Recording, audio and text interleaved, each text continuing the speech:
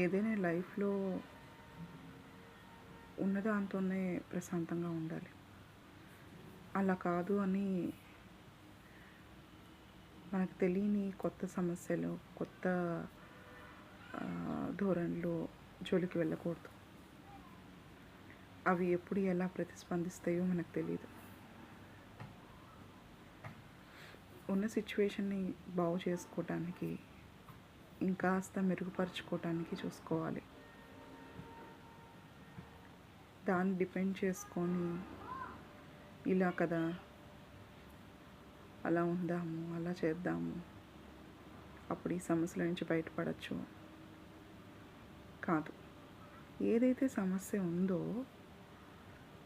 దాన్ని పేషెన్స్గా దాని గురించే ఆలోచిస్తూ పక్కదానికి షిఫ్ట్ అవ్వకుండా ఉండాలి.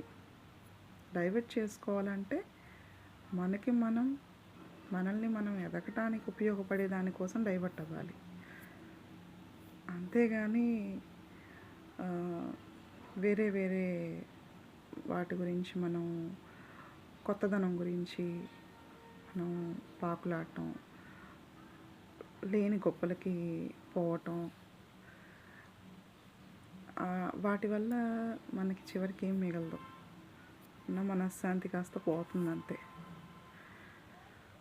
అందుకని ఉన్న ప్లేస్లోనే ఉంటూ ప్రశాంతంగా ఉంటే, ఎందుకంటే 24 గంటలు ఎవ్వరు ఏడుస్తూ ఉంటారు. 24 గంటలు సమస్యల్లోనే ఉంటారు.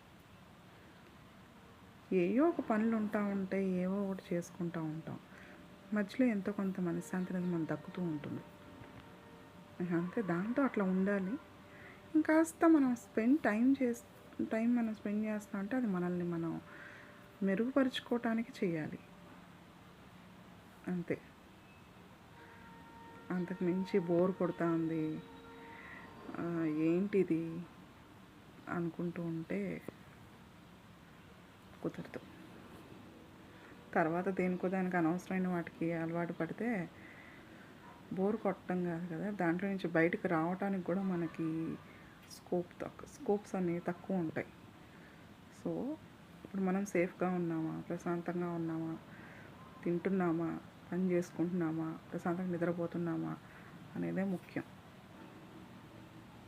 ఉన్న దాంట్లో ఉంటూ ఇంకెవరికన్నా హెల్ప్ చేయాలి అంతే.